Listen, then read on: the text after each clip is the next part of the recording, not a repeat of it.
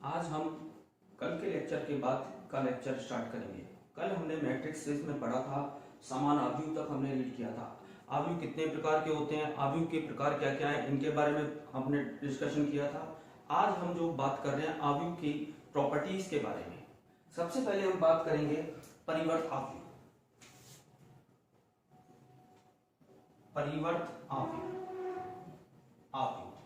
इसको हम बोलते हैं ट्रांसपोज। ट्रांसपोज यानी यदि ए कोई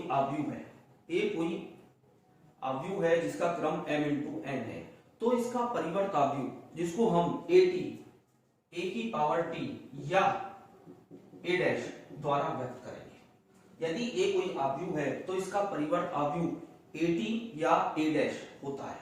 अब परिवर्त आव्यूह बनता कैसे है?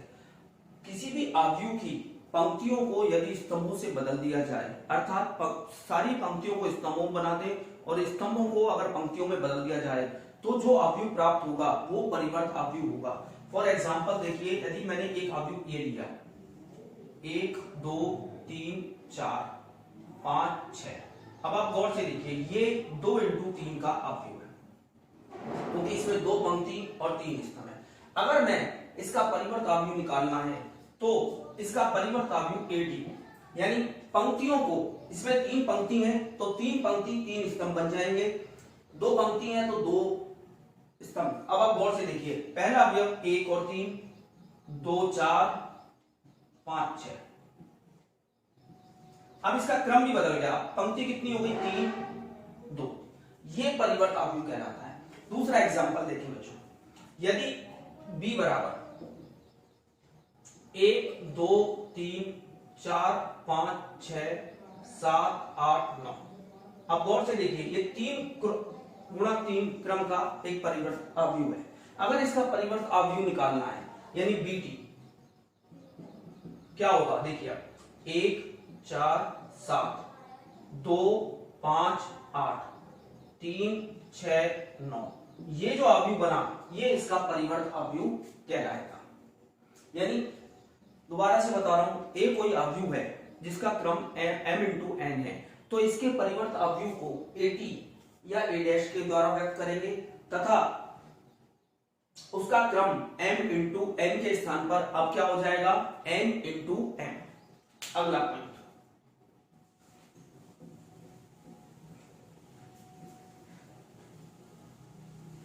हाँ जी, अगला पॉइंट। अब देखिए सममित आव्यूह। सममित आव्यूह यानी हम इसको बोलते हैं सममित आव्यूह को सिमेट्रिक मैट्रिक्स। सिमेट्रिक मैट्रिक्स यदि किसी आव्यूह का परिवर्त आव्यूह निकाला गया और परिवर्त आव्यूह वही आव्यूह हो तो यह एक सिमेट्रिक मैट्रिक्स कहलाता है। मतलब यदि ए कोई आव्यूह m क्रॉस n क्रम का है तथा इसका परिवर्त आव्यूह AD भी m क्रॉस n का है और दोनों बराबर हो, तो मैं कह सकता हूं A एक सममित आव्यूह है। तो हम कह सकते हैं A एक सममित आव्यूह है। अब जैसे कोई एग्जांपल लिया, कोई आव्यूह A लिया 1 2 3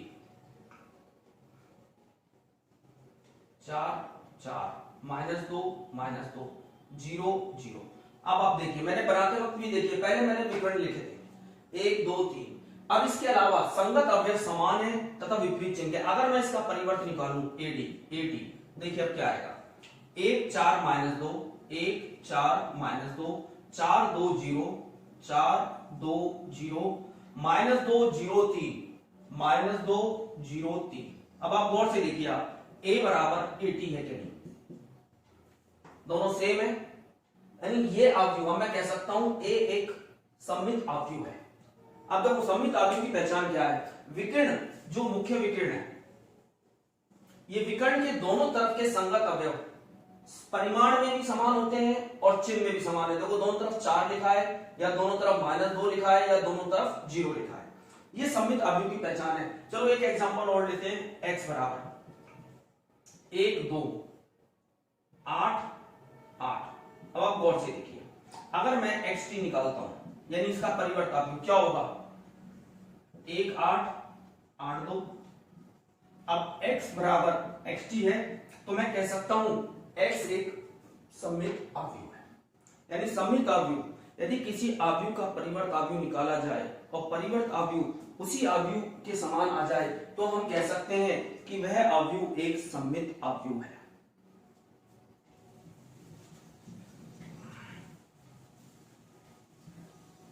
हाँ, अभी हमने एक बात की थी, सममित अवयव की पहचान क्या है। सममित अवयव में विकर्ण के जो अवयव है, विकर्ण में कोई भी अवयव हो सकते हैं, लेकिन विकर्ण के दोनों तरफ के संगत अवयव परिमाण और चिन्ह में सदैव समान होते हैं।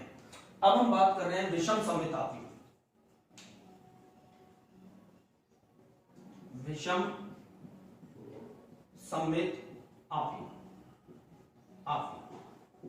विषम सममित अवयव यानी स्क्यू सिमेट्रिक मैट्रिक्स।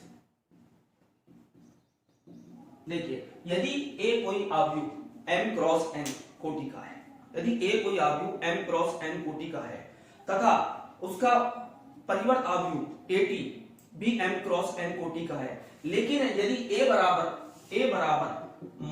-AT हो तो हम ये कहेंगे A विषम सममित अवयव है। यदि A बराबर -AT है तो हम कहेंगे A विषम सममित अवयव है। फॉर एग्जांपल, मैंने कोई अवयव बनाया A, पहले मैं दो कोटि का एक ऑर्डर ले रहा हूं।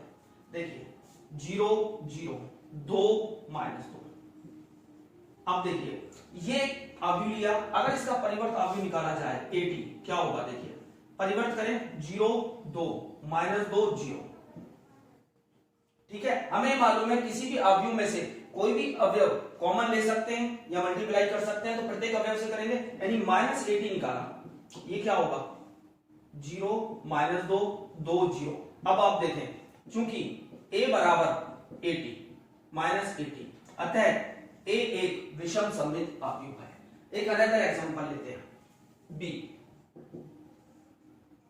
0 0 0 1 -1 2 -2 -4 -4।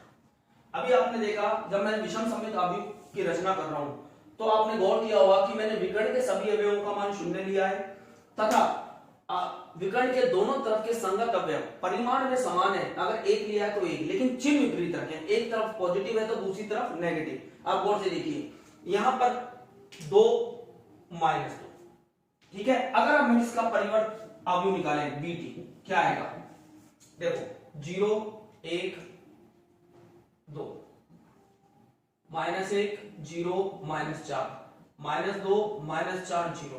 अब आप गौर से देखिए -BT, यानी माइनस से अगर गुणा कर दें तो ये क्या होगा 0 -1 -2 1 0 4 2 4 0।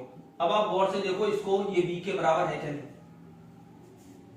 अतः B एक विषम सममित अवयव है। दोबारा से समझा रहा हूं, विषम सममित अवयव की पहचान क्या है कि विकर्ण के सभी अवयव शून्य होते हैं। दूसरी बात, विकर्ण के दोनों तरफ के संगत अवयवों का मान परिमाण में समान किंतु चिन्ह में विपरीत होता है। ठीक है, यह है विषम सममित अवयव।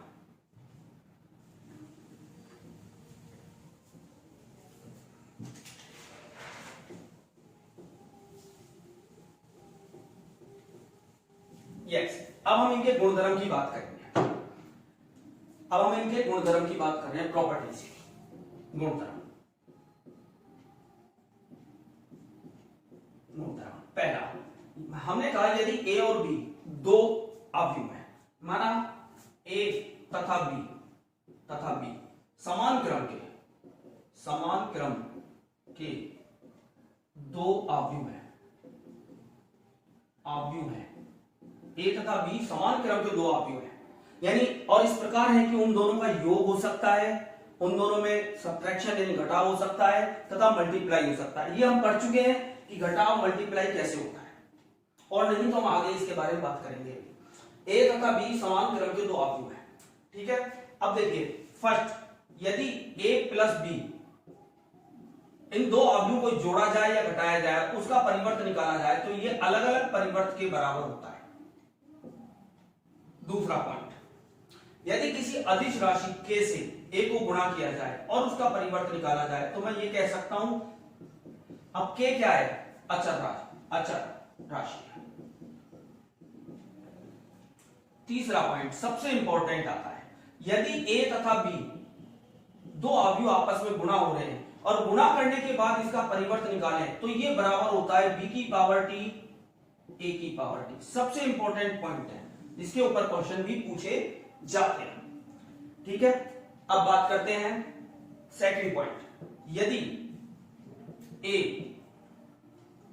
एक वर्ग अवयव है, एक वर्ग अवयव है, a कोई वर्ग अवयव है, तो हमेशा याद रखना a प्लस at यानी किसी भी अवयव में उसका परिवर्त अवयव जोड़ा जाए सदैव सममित होगा, सदैव सममित होगा।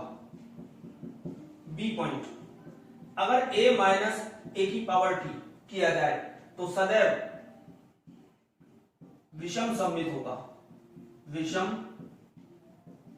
सममित होगा।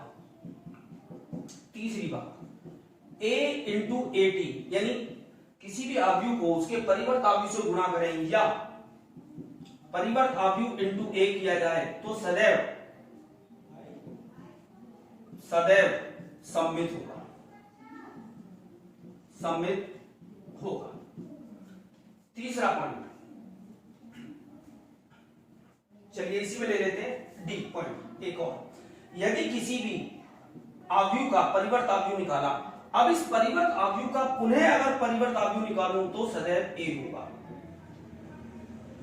यदि किसी अवयव का परिवर्त अवयव निकाला और उस अवयव का भी परिवर्त करें तो वो सदैव a बनता है।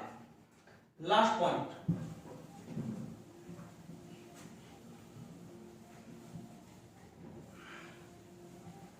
देखिए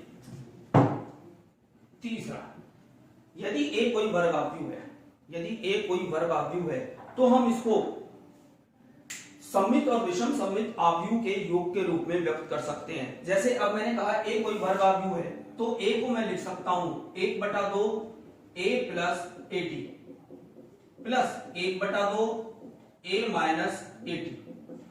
अब ये हमने बताया आपको a प्लस at क्या है, सममित अवयव, सममित अवयव, और a माइनस at क्या है, विषम सममित अवयव। यानी किसी भी वर्ग अवयव को सममित और विषम सममित अवयव के योग के रूप में व्यक्त किया जा सकता है अगर हमें ये फॉर्मूला याद है। एक ट्रांसपोज हम कर ही सकते हैं, उसका परिवर्त निकाल लेंगे, उस अवयव परिवर्त करेंगे, या हम इसको जनरली ये भी कह सकते हैं 1/2 p प्लस 1/2 q, जहां p बराबर a प्लस at तथा q बराबर a माइनस at। यानी ये सममित और विषम सममित है, ये क्या होगा, सममित, और ये क्या है, विषम सममित। बच्चों यहां तक का जो पॉइंट था ये हमारी एक्सरसाइज 3.1 तक करने के लिए सफिशिएंट है।